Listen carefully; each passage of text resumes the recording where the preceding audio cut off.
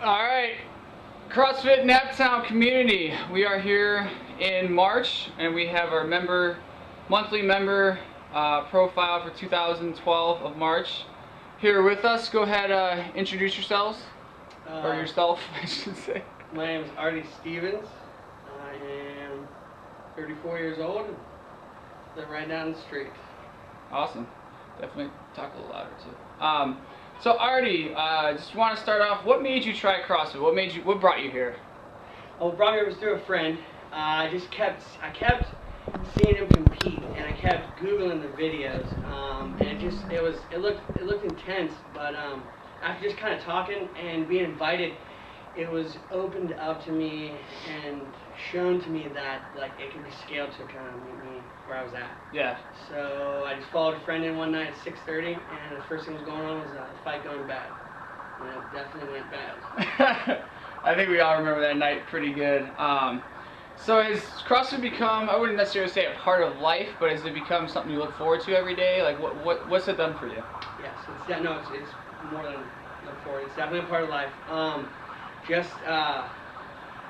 It is something that I share with my fiance, which has been fun. It is definitely a bonding experience. It's something definitely in addiction recovery, which is part of my life. I think that is a holistic approach is important. And so changing my body, changing my physical life is huge. And so the accountability that's here, like the community, it's just more than a part of the day. It's definitely starting to mold into a way of life. Definitely. You have something exciting coming up soon, don't you? Yes. In 21 days, I'll get married, March 24th. Nice. And I remember when you brought Erica in originally. She wasn't necessarily your fiance right now. She wasn't necessarily sold on the whole idea. How's she reacting to CrossFit now? I learned a lesson with that. I didn't force anything. I didn't try to sell it. I let her come. She was nervous. She was nervous for the physical commitment and then the financial commitment. And after she came one time, that was it. We didn't talk about it, And now, when I say didn't talk about it, like I didn't have to press it. It was like we're doing it. And I mean, we do the fundamentals classes. So I mean, it's pretty neat as a guy to stand next to your girl and watch her learn how to clean and jerk and squat and just different things that you don't see generally with females. There's usually a class or aerobics or things like that. Not that it's bad, but it's been really cool to watch that, and she's definitely all in. Yeah. Let's talk a little bit. I don't want to necessarily get in your past and obviously talk about whatever you want, but we have quite a few members from the Wheeler Mission, just down Delaware Street here. I believe 6, 7 members or so, somewhere around there. Talk about how that kind of community is built up at work at the Wheeler Mission, and how you guys, CrossFit's become part of that, and how it's led you here. Well, yeah, like you said, there's definitely a group of us here. At this moment, we are all employees for Wheeler in some way or another. Some with the addiction program, myself is with the food service, but we all went through there as guests, you would say, from their program. So I've been a chef for about 15 years, but I was also heavily into drugs and for that same amount of time.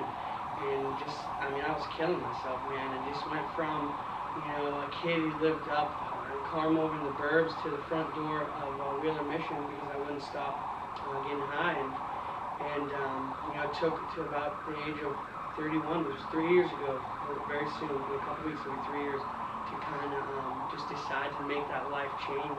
And God got a hold of me there and slowed me down and rerouted my life and just the things that I wanted. And so, I do attribute that to coming here. Like I never looked at health. I never looked at what I was doing in my body. I never thought about it for a second. And it was something that was just, just blindsided to. And so changing when I eat, changing when I work out, changing when I sleep has been huge. And it's just become, it's just helping out in so many different ways. It's hard to explain. Absolutely. You touched on it a little bit. You're currently working, you've been a chef for 15 years. I know you just kind of, we've been tossing around ideas. Let's go ahead and just talk about that a little bit, what you're thinking maybe with Paleo, which seems to be, since the Paleo challenge, you've kind of been into that a little bit. Maybe we give some of the members a little preview of what maybe we're thinking.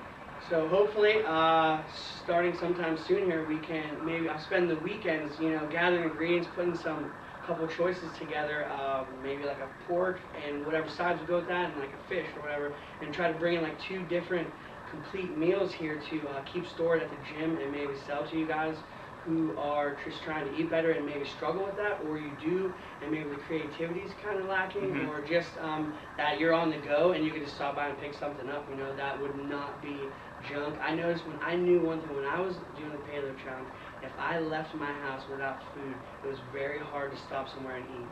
Very difficult to do that, and so maybe just bringing that up and just making you know, the community here at the gym just aware of the part that the nutrition plays, you know, in the exercise, because it's huge. And coming from that background, my motto for the whole entire life is fat is flavor, you know, and that's what we do. And it's not good fat, the butters, the creams, the sauces. I mean, and it is when you go pay, you know, $20 for an appetizer, $50 for an entree. I mean, you expect, you know, to be blown away by the presentation and the taste, but generally speaking, it's not, you know, it's not the best for you to eat. And so to take that knowledge and combine it with just learning about Paleo, what it is, what it represents, has been challenging, but it's been fun. Definitely. So all members, keep an eye out for that. It might be coming up here pretty soon, hopefully. Fingers crossed. Is there anything else you would like to kind of talk about? Any words of wisdom or advice for someone who's thinking about coming in that, you know, is kind of on the fence? What do you have to say to someone like that? Definitely just humble yourself and walk in the door. You will hear the music bumping and people grunting, and forgot you're a part-time DJ too. Yeah, and it'll be like, it's in that 1 second it's like, well, where am I at? And then you, that's it. It's like everybody embraces you, the movements, anything. I've been talking to my mom and dad about it. It doesn't matter about your age, your physical health, your background, stuff that, you know, you were into, whatever it is. You know, don't let that be what stops you. It's walking in the door, and you know, you start to embrace the terminology, the community, the just what's going on here is definitely different, but it is it's worth it to jump into. And I would say, you know, you're going to maybe look at videos and look at stuff and be, you know, kind of scared away by some of the weights or the movements or whatever, and having those excuses. And it's definitely, that's what it is. It's you know, it's open for anybody. And it definitely works, and it's not for big, buff, iron pumping guys and just girls who can outrun you. It's there to meet me where I was at, you know, each time, and it's constantly like you're just trying to beat yourself. Yeah. Lastly, I kind of want to ask, what's your favorite part of CFNT, CrossFit Naptown in general, as a whole, our community here? Honestly, you guys embraced us coming from the mission.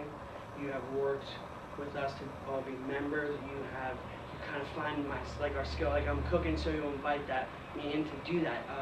You know, I was not the best coming in the door. I mean, here I'm giving, you know, a testimony and profile about like a changed life, and so for you guys to be open to welcome people, you know, and not like judge or just meet us where we're at when we're starting has been awesome. And like I said, I think, you know, a huge part of my life is church, and a huge part of my life is recovery.